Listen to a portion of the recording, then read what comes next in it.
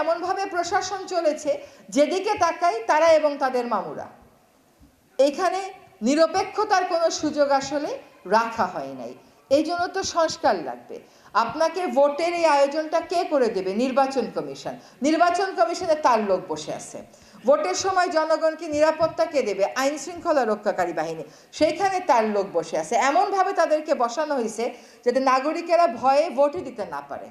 যেমন নির্বাচন কমিশন রাতের ভোটের ব্যাপারে কোনো কথাই বলতে না পারে। এই অপশাসনের বিরুদ্ধে যদি আমরা মুক্তি চাই তাহলে আমাদের ভোট কেন্দ্রে যেতে হবে, গোলাপি কাগজটা হাতে নিয়ে ভোট দিতে হবে। নোভা এলইডি টিভি, ঝকঝকে ছবি, নিখুঁত শব্দ, 5 বছরের ওয়ারেন্টি। নোভা মানে সঠিক মান, নিশ্চিত সেবা। এবং আমরা যাতে ভোট দিতে না পারি এই জন্য অনেক রকমের ভয়ভীতি দেখানো হবে, একটা শঙ্কা সৃষ্টি করা হবে। ভোট কি হবে? ভোট তো মনে হয় হবে না। ভোট না হওয়ার কি কারণ আছে?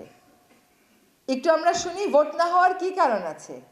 ভোটের সকল প্রস্তুতি প্রায় শেষ।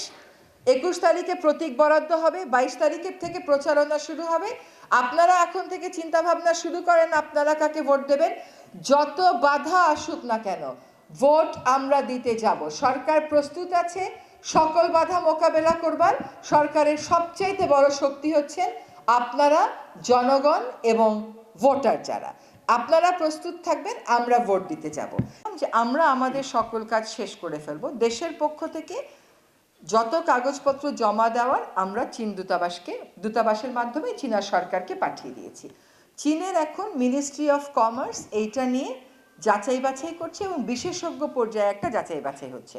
এটা আসলে খুবই বড় মাপের একটা প্রকল্প এবং অনেক ধরনের কম্পোনেন্ট এখানে আছে। এখানে কি করতে হবে?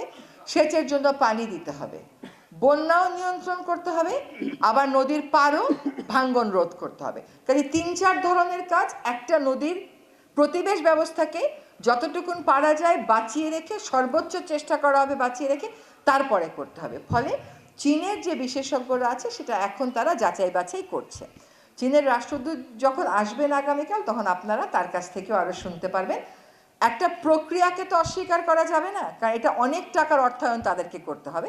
তারা পুরোপুরি নিশ্চিত হতে চাইবে যে কারিগরিভাবে এটা সম্পূর্ণ টেকসই।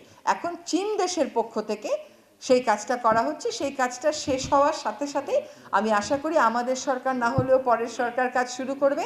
তবে আমাদের সরকারের যা করণীয় ছিল সকল রকমের কাগজপত্র আমরা তাদেরকে সরবরাহ করেছি এবং তিস্তা নদীর পাড়ে মানুষদের সাথেও কিন্তু চীনা প্রতিনিধি দলরা এসে কথা বলে গেছেন।